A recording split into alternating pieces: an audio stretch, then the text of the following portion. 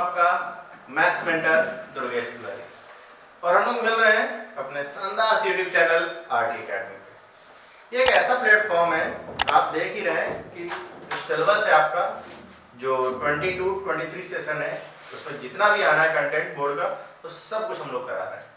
तो केवल एक ही सब्जेक्ट नहीं, आप कोई भी सब्जेक्ट देखें, फिजिक्स हो, केमिस्ट्री हो, और जो बायोलॉजी स्टूडेंट्स हैं उनके लिए बायोलॉजी के लेक्चर भी ऑलरेडी अपलोड हो रहे हैं। उनका सिलेबस भी कंप्लीट होता जा रहा है धीरे धीरे। इसके बाद हम लोग कुछ सैंपल पेपर भी करेंगे, कुछ स्पेसिमेन करेंगे, बहुत सारे। मतलब एक ही टारगेट है हम लोग का 12th के लिए कि आपको किस तरीके से हम लोग हाईएस्ट मार्क्स अचीव कराएं। तो इसी सीरीज में इसमें क्लास 12 की चल रही है, हमारी प्रोबेबिलिटी का पार्ट चल रहा है और प्रोबेबिलिटी में आज बारी लेक्चर नंबर 3। सबसे इंपॉर्टेंट लेक्चर है ये, इंपॉर्टेंट पार्ट भी है बहुत ज़्यादा। इसमें हम लोग आज डिस्कस करने वाले हैं टोटल प्रोबेबिलिटी थ्योरम और बायस थ्योरम। ये दोनों एक दूसरे से रिलेट करती है, इसलिए मैंने दोनों ही लेक्चर को एक साथ कंसिडर किया है। वैसे तो जनरली हम लोग टोटल का एक लेक्चर करना चाहिए, बायस का एक साथ करना चाहिए। हाँ, अगर ऐसा लगता है मुझे आगे इस लेक्चर को बहुत ज़्यादा लंबा ना करें तो हम आपके लिए जो एक और लेक्चर करेंगे, नंबर ऑफ क्वेश्चंस को और बढ़ा लेंगे। 2 लेक्चर्स हम किस तरीके से कर लेंगे, लेकिन जो थ्योरी का पार्ट है वो आज ही कंप्लीट करेंगे हम लोग, बायस और टोटल दोनों का। तो स्टेप बाय स्टेप चलिए इसको डिस्कस करते हैं, देखते हैं हम लोग कैसे कर पाएंगे। तो आपको हेडिंग दिखी गई होगी टोटल प्रोबेबिलिटी थ्योरम। अच्छा, टोटल प्रोबेबिलिटी थ्योरम में होता क्या है ये पहले तो हम लोग समझते हैं।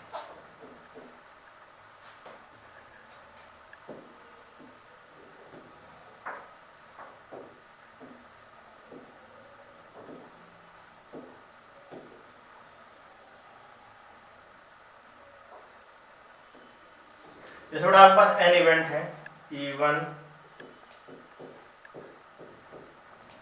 E2 E3 up to dot dot dot En। E1 E2 E3 up to En are n events.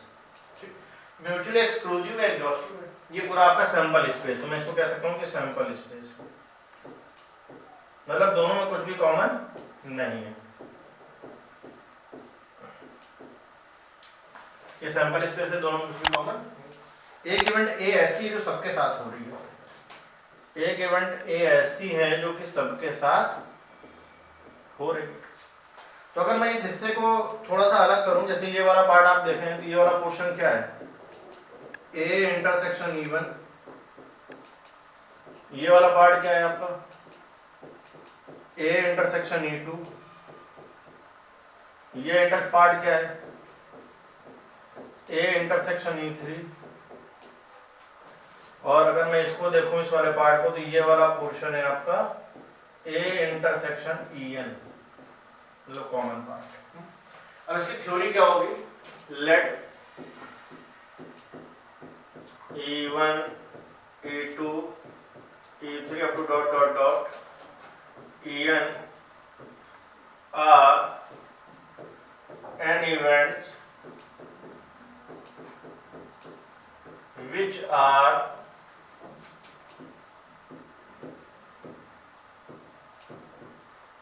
mutually exclusive and exhaustive। मतलब कुछ भी कॉमन भी नहीं है और मिलाने पर आपका सैंपल स्पेस बन जा रहा है, ये है एग्जॉस्टिव का मतलब। E1 E2 E3 up to En are elements which are mutually exclusive and exhaustive, and an event capital A and an event capital A associated with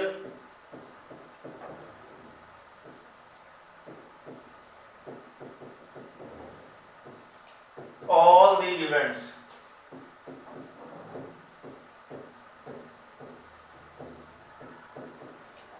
then तो उस केस में आपसे एक ही होने की प्रोबेबिलिटी पूछेगा। Then probability of happen of fail,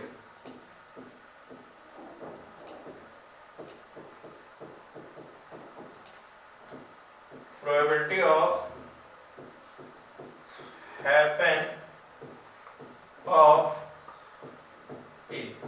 आपको एक ये होने की जो प्रोबेबिलिटी है वो निकालनी है। अच्छा आप देखो ए क्या है, जितने भी ये इंटरसेक्शन वाले पार्ट का सबका यूनियन कर दिया जाए तो ए ही तो आएगा। तो चलिए हम लोग पहले ए को लिख लेते हैं। ए हमारे लिए आने वाला है A intersection E1 union A intersection E2 union A intersection E3 up to and so on union A intersection En।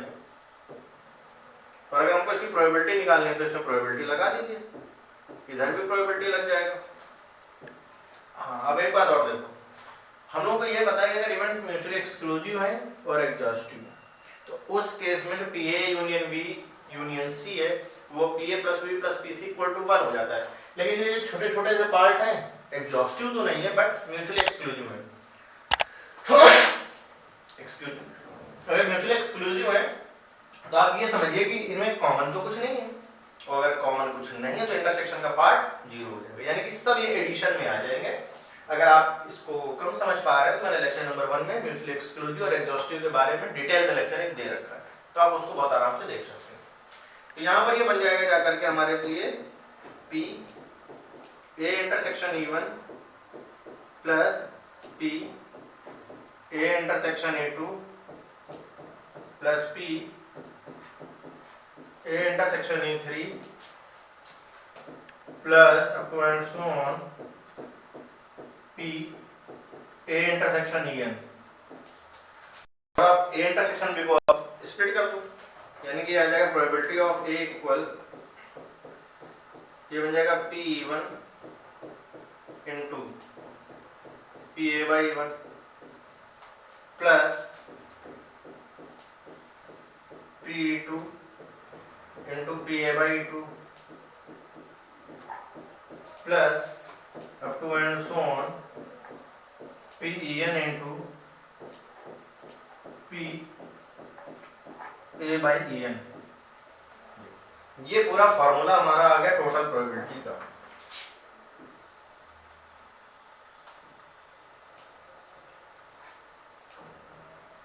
ये हमारा फुल फॉर्मूला टोटल प्रोबेबिलिटी का आ चुका है।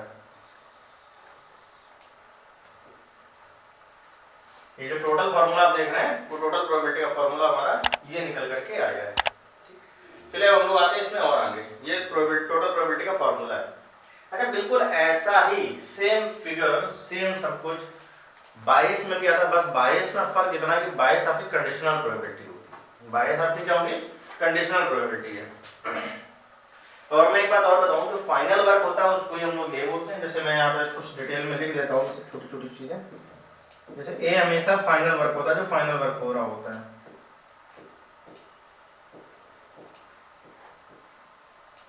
जो फाइनल वर्क है उसको मैं ए बोलूंगा। तो चलिए हम लोग आते हैं कुछ अपने नए पार्ट में। बायस थ्योरम, आप चाहे इसका अपोस्ट्रोफी कर सकते हैं। बायस थ्योरम इस तरीके से लिखा जाता है। अच्छा, ये एक तरीके से देखा जाए तो मैं बता दूं स्टार्टिंग में कि ये हमारी कंडीशनल प्रोबेबिलिटी होती है।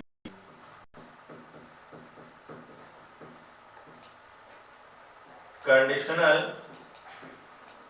प्रोबेबिलिटी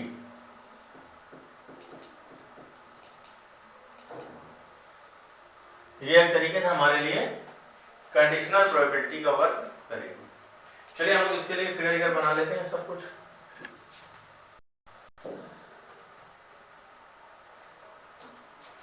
जैसे ये E1 है, ये E2 है, ये E3 है, up to and so on ये En है। E1 E2 E3 up to En are elements. अब जैसे मैं बात ये करूँ कि एक इवेंट A है जो कि सबके साथ हो रही, फिर से वही चीज।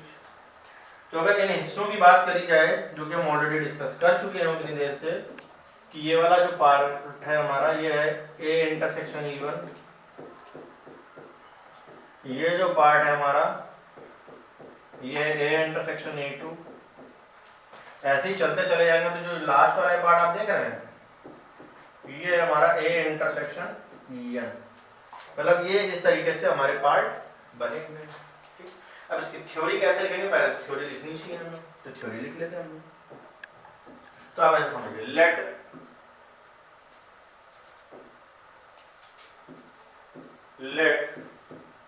E1 E2 E3 up to En are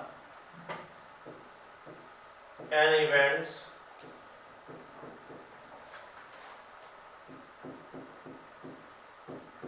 which are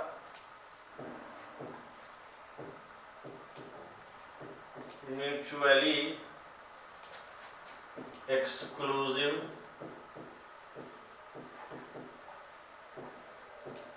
and exhaustive.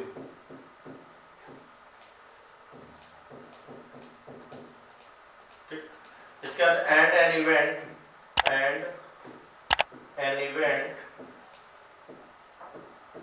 Capital A, एक इवेंट ऐसी है जो कैपिटल ए जो सबके साथ हो रही है, associated with all these events, associated with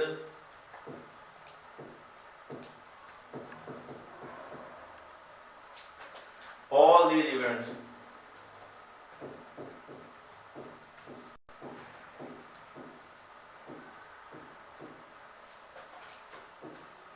Then probability of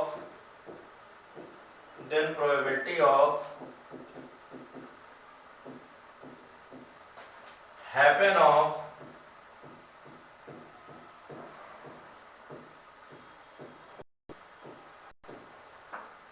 any of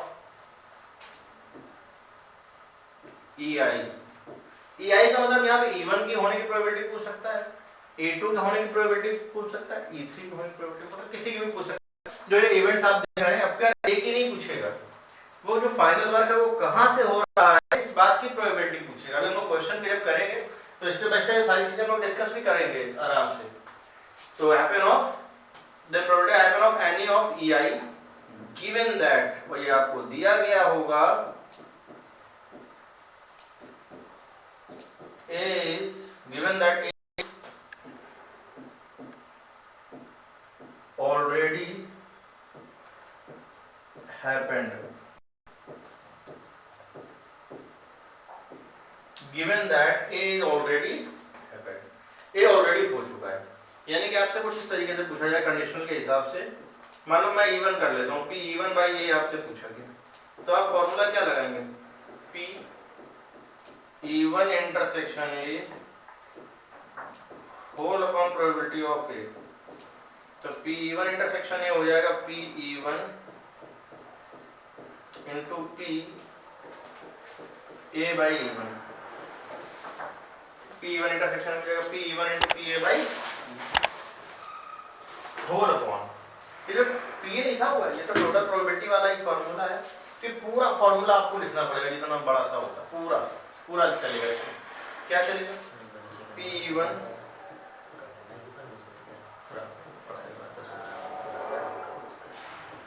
PA by E1 P2 PA by E2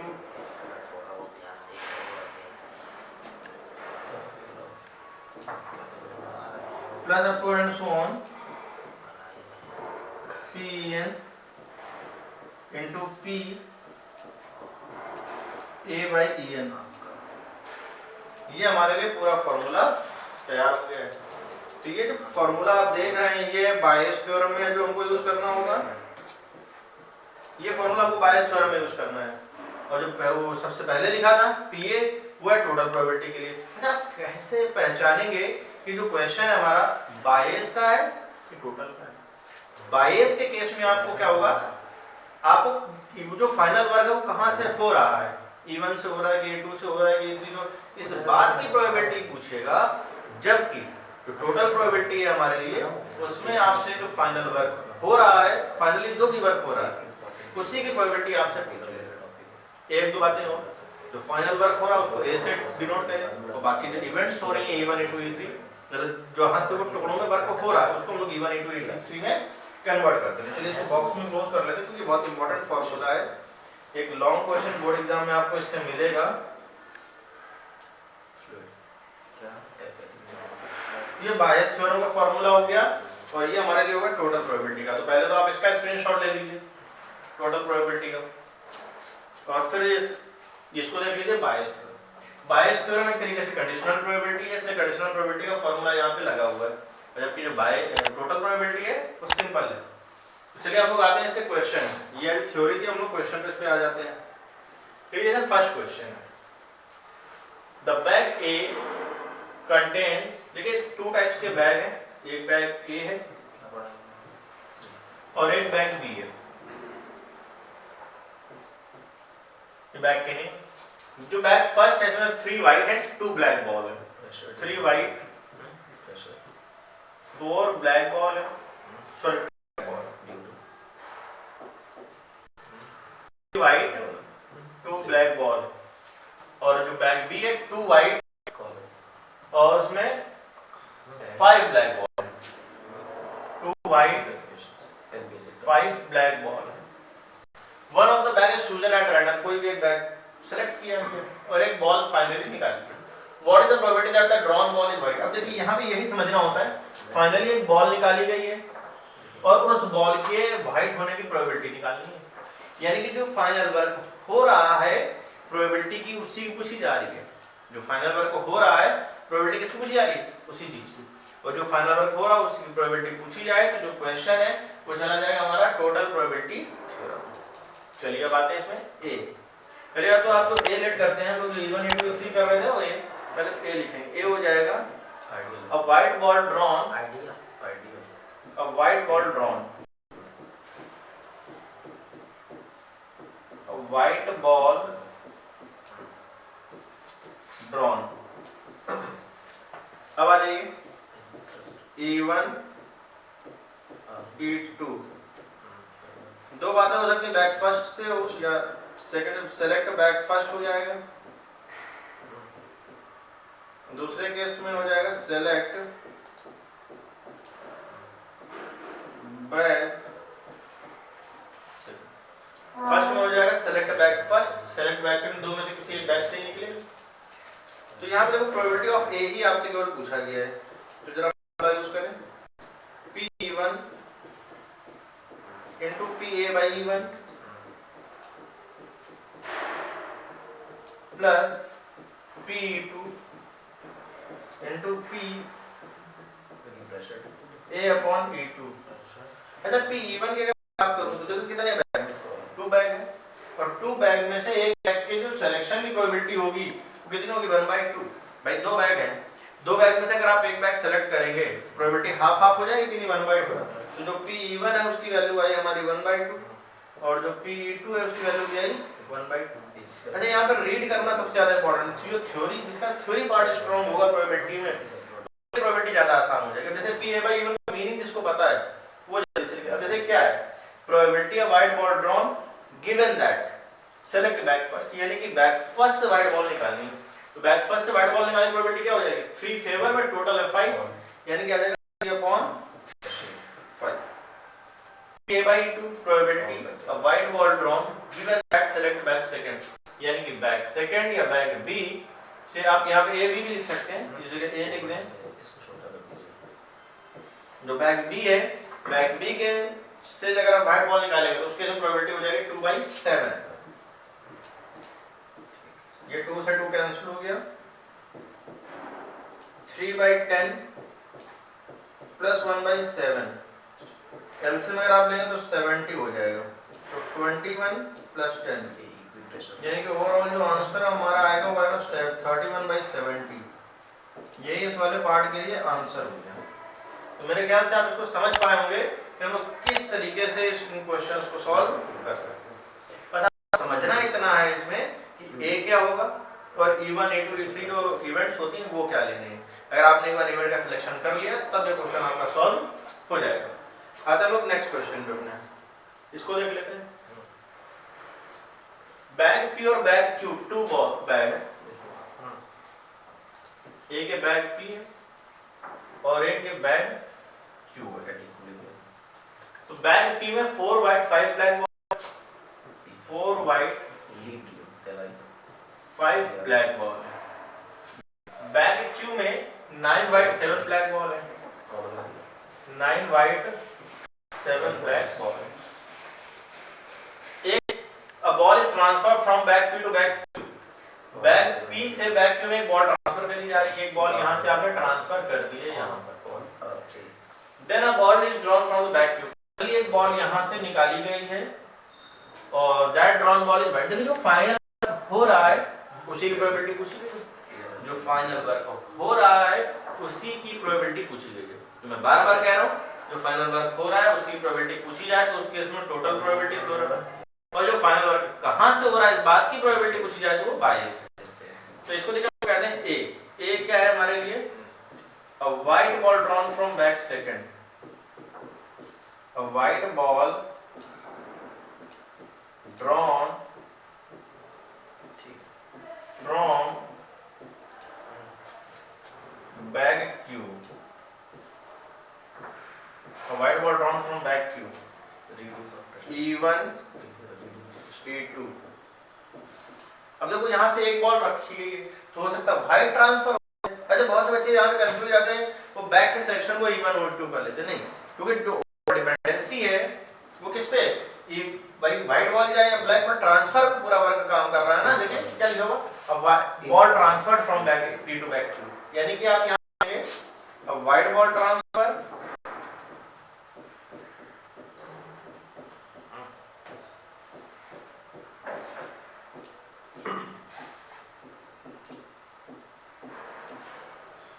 और यहाँ पे आ जाएगा अ ब्लैक बॉल ट्रांसफर्ड।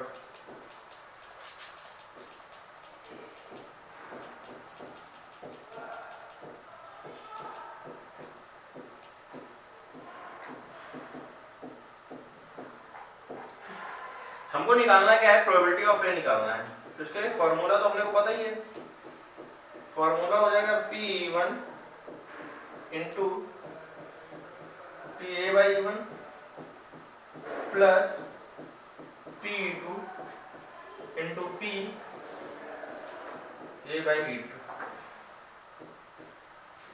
अच्छा P1, अच्छा एक तरीके से व्हाइट बॉल ट्रांसफर कोई अलग सी चीज थोड़ी ना, एक तरीके से आप ये समझिए व्हाइट बॉल निकाली गई है बस इससे, तो व्हाइट बॉल निकालने की प्रोबेबिलिटी कितनी हो जाएगी 4/9, तो ब्लैक बॉल को निकालने की प्रोबेबिलिटी कितनी हो जाएगी 5/9। अब जरा PA/E1 को रीड करो, PA/E1 का मतलब probability of white ball drawn from back Q से एक व्हाइट बॉल निकालनी है, given that white ball transfer. ठीक है, अभी 9 व्हाइट 7 ब्लैक है, फिर एक व्हाइट बॉल ट्रांसफर कर दी गई है तो 10 व्हाइट 7 ब्लैक हो जाएगा, और 10 व्हाइट 7 ब्लैक में से एक व्हाइट निकालनी है, यानी कि जो इस केस में जो प्रोबेबिलिटी आपको मिलेगी वो मिल जाएगी 10/17। ये मेन इंपॉर्टेंट बात थी।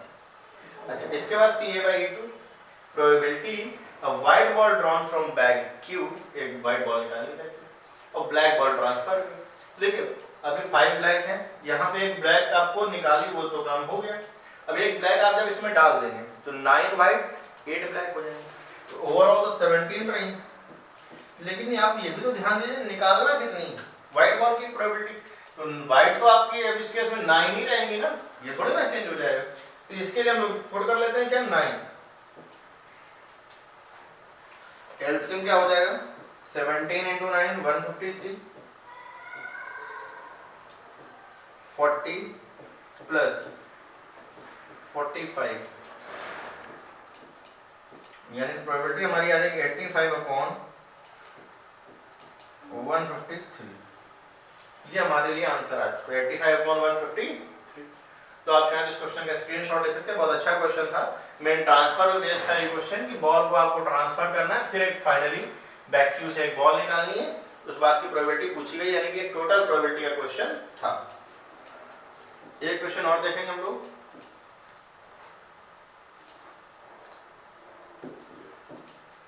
A purse contain 4 silver and 5 copper coin। देखिए ये पर्स है, इस पर्स में 4 सिल्वर और 5 कॉपर कॉइन है। सेकंड पर्स है 3 सिल्वर 7 कॉपर कॉइन है, 3 silver 7 copper coin. If a coin is taken out at random from one of the purse, किसी भी एक पर्स से एक कॉइन निकाला गया, what is the probability that it is a copper coin। देखिए जो फाइनली वर्क हुआ था एक कॉइन निकला था और उसी की प्रोबेबिलिटी पूछ ली गई आपसे कि वो कॉपर कॉइन है, यानी कि ओवरऑल ये क्वेश्चन किसका हो गया टोटल का। कि जो फाइनल वर्क हो रहा है प्रोबेबिलिटी भी उसी की पूछी जा रही है, और उसी प्रोबेबिलिटी पूछी जा रही यानी क्वेश्चन चला गया हमारा टोटल प्रोबेबिलिटी में। तो फाइनली जो वर्क होता है उसको ये बोलते हैं a copper coin is drawn.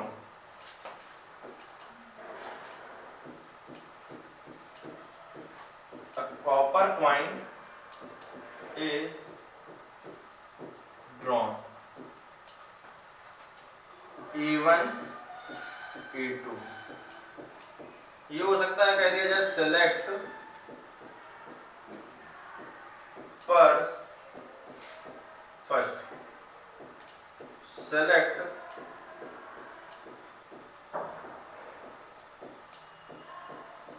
First second. Purse first को आप सेलेक्ट करें या पर्स सेकंड को सेलेक्ट करेंगे आप।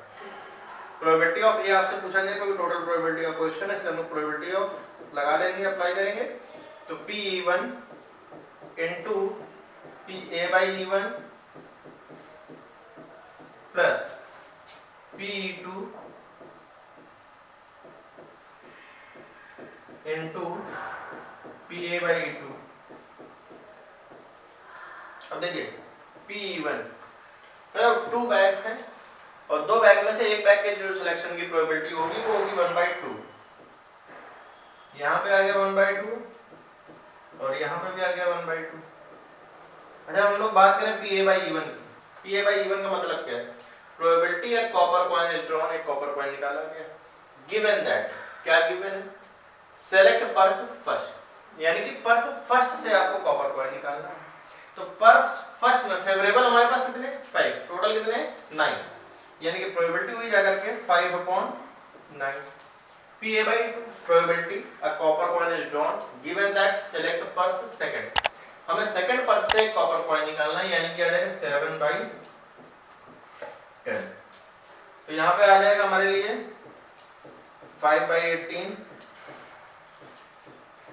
Plus 7/20,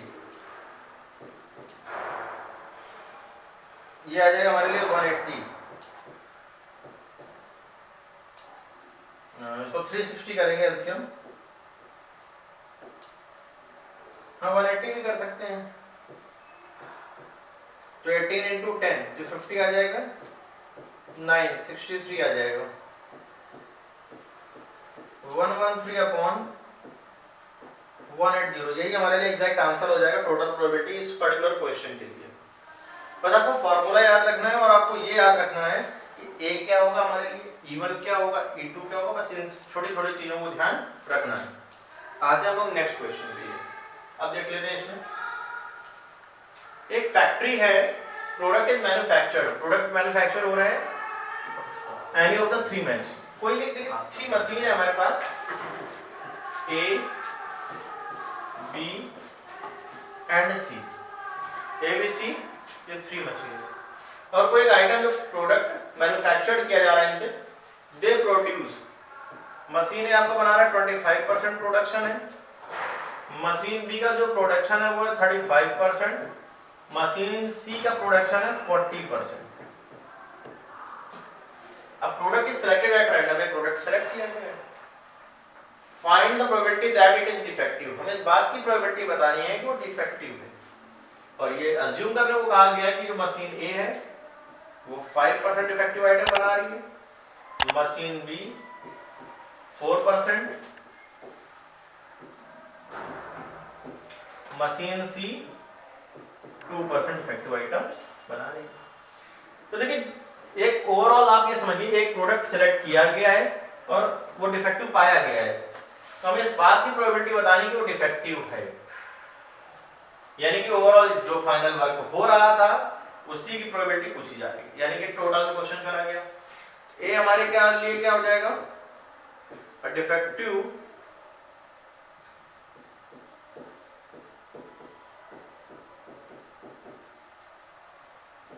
item is drawn E1, E2, E3, E1, E2, E3।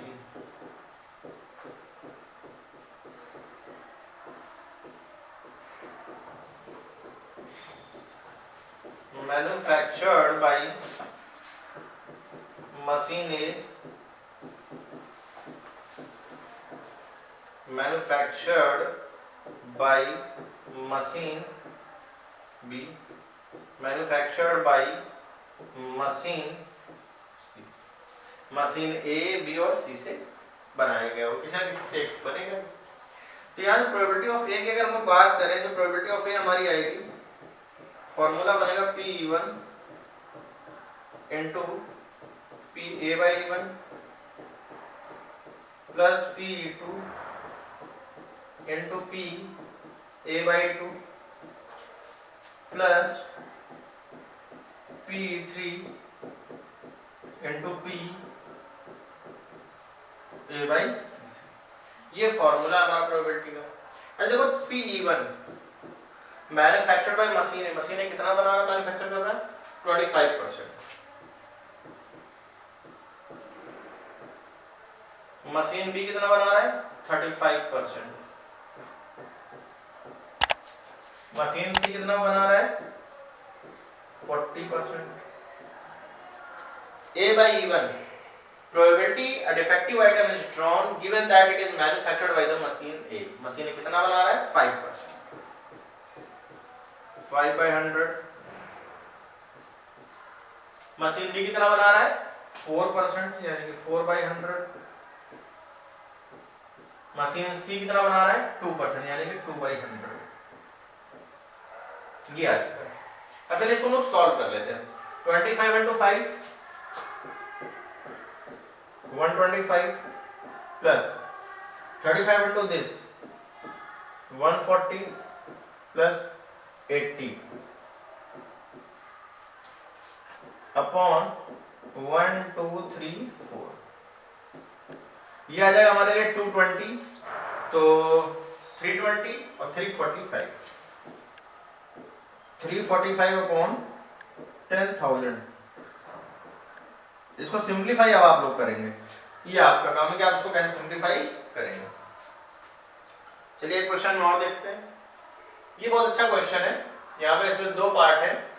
A letter is known to have come from Tatanagar और Kolkata on the envelope only two consecutive letter T are visible। एक letter बेटा कहीं से आया है, मान लीजिए कहीं से भी आया हो, उसमें को दो लेटर दिख रहे हैं TA, तो हमें इस बात की प्रोबेबिलिटी बतानी है कि वो कोलकाता से आए टाटानगर से आए। इसको हम पहले बाइफरकेट कर लेते हैं क्योंकि टू पार्ट्स में क्वेश्चन है। इस साइड हम लोग फर्स्ट साइड पार्ट को कर लेंगे और इस साइड सेकंड पार्ट। तो फर्स्ट पार्ट वाले के लिए हम सबसे पहले देखिए ए क्या है। ए है two constitutive letter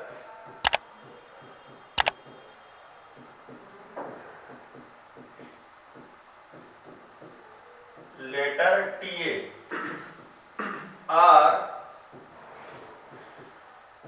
visible। Two constitutive letter TA दिख रहे हैं, E1 E2 letter come from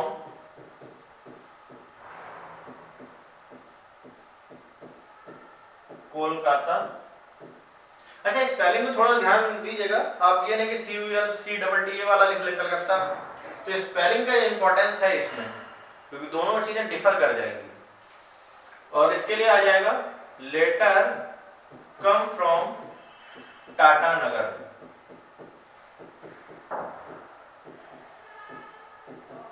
अच्छा फर्स्ट वाले केस में आपसे ये बात पूछा गया है कि लेटर कोलकाता से आया है, यानी कि P1 बाई ए आपसे पूछा गया है, P1 by A.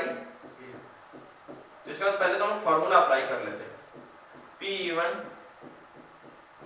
Into PA by E1 whole upon P1 into PA by E1 plus P2 into PA by E2। अच्छा P1 और P2 की अगर मैं बात करूं, बेटा दो ही प्लेस है अपने पास, एक तो कोलकाता है और दूसरा टाटानगर है। लेटर या तो कोलकाता से आएगा या तो टाटानगर से, तो दो प्लेस होने की वजह से जो प्रोबेबिलिटी आएगी दोनों की वो हाफ हो जाएगी, 1/2 एंड 1/2। अच्छा अब आप देखिए PA by E1 probability two consecutive letter T are visible, दो कॉन्सेक्यूटिव लेटर टी दिख रहे हैं। Given that letter come from Kolkata, Kolkata से आया, दो कॉन्सेक्यूटिव लेटर टी दिख रहे। तो कोलकाता को पहले बात तो कॉन्सेक्यूटिव लेटर के फॉर्म में लिखे हम लोग, तो के ओ एल एल के ए टी टी ए, जरा टाटा नगर में आइए, T A T A N के बाद एन ए आएगा हमारा, एन ए के बाद ए जी ए और ए आर आएगा एट द एंड। अब देखिए P A by E one probability two consecutive letter T are visible given that come from Kolkata, जब कोलकाता से आया है तो इस केस में देखिए टी ए कितने अपने पास 1 और टोटल कितने 6, यानी कि 1/6, यहाँ पे भी 1/6 आ जाएगा। यहाँ पे आपको ध्यान देना पड़ेगा। टाटा नगर से आया, अच्छा जब टाटा नगर से आया है तो इस केस में देखिए 2 टी है हमारे पास जो आप कॉन्सेक्यूटिव लेटर के फॉर्म में लिख रहे हैं, और ओवरऑल कितने 8 एलिमेंट है, टोटल 8, यानी कि इस केस में जो प्रोबेबिलिटी आप लिखेंगे वो लिखेंगे 1/8। अच्छा एक चीज और, तो टोटल प्रोबेबिलिटी उसमें कैलकुलेशन थोड़ा सा आसान हो जाएगा, ये 1/2 आपका कैंसिल हो जाएगा, यानी कि मिलेगा आपको 1/6 14/48, इसको हम लोग कम भी कर सकते थे, मैंने डायरेक्ट कर दिया, ये 8 आ जाएगा, 8/14 मिलेगा आपको यहाँ 2 से, अगर आप कैंसिल करेंगे तो 4/7, ये आपका आंसर आ चुका है, ये फर्स्ट पार्ट के लिए। अगर हम लोग सेकंड वाले पार्ट की बात करें कि टाटा नगर से आया है लेटर, यानी कि P E2/A, तो फॉर्मूला हो जाएगा P E2 into PA/E2 whole upon PE1 into PA/E1 plus PE2 into PA/E2।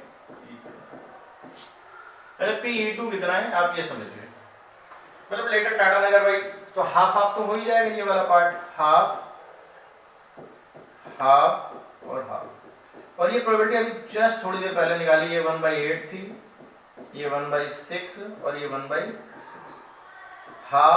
Half cancel हो जाएंगे हमारे लिए, और जो प्रोबेबिलिटी हम लोग लिखेंगे वो लिखेंगे 1/8 होल अपॉन, इसको मैं 8 कर देता हूँ, यहाँ पे मैंने 6 लिख दिया है, ये 8 14/48 दिया जाएगा 6/14, यानी कि इस केस में जो प्रोबेबिलिटी आएगी वो आ जाएगी 3/7। मेरे ख्याल से आपको ये बायस थ्योरम का क्वेश्चन भी पसंद आ गया होगा, समझ में भी आ गया होगा, बहुत अच्छा क्वेश्चन था। हम लोग एट द एंड एक क्वेश्चन और देखेंगे और आज का सेशन कंप्लीट करेंगे। देयर आर 3 कॉइन्स, 3 तरीके के coin, one is 2-headed coin, एक 2-headed कॉइन है, अनदर इज बाइस्ड कॉइन, एक बाइस्ड कॉइन है, that comes up head 75% of the time. चलिए पहले लिख देते हैं ए, फाइनल वर्क में क्या हो रहा है, फाइनली हो रहा है हेड आ रहा है, अ कॉइन शोस हेड, अ coin shows head, E1 A2 E3। E1 क्या है, इट इज अ, फर्स्ट वाले केस में आ जाएगा it is 2-headed coin, it is 2-headed coin, 2-headed का मतलब दोनों तरफ हेड ही आएगा। सेकंड है head comes up 75% time, coin in which head comes 75% time, और थर्ड में इसमें टेल आ रहा है 40%, यानी कि हम लोग बोल सकते हैं coin in which head comes 60%। अगर टेल बड़ा 40% आ रहा है तो हेड ऑब्वियसली कितना आएगा 60% आ जाएगा। तो हम लोग को ये बताना है कि वो 2-headed कॉइन, इस बात की प्रोबेबिलिटी बतानी है कि वो 2-headed कॉइन है, यानी कि P E1/A आपको निकालना है, P E1/A। तो P1 बाई ए का फॉर्मूला यूज करें, P1 PA by E1 whole upon PE1 PA by E1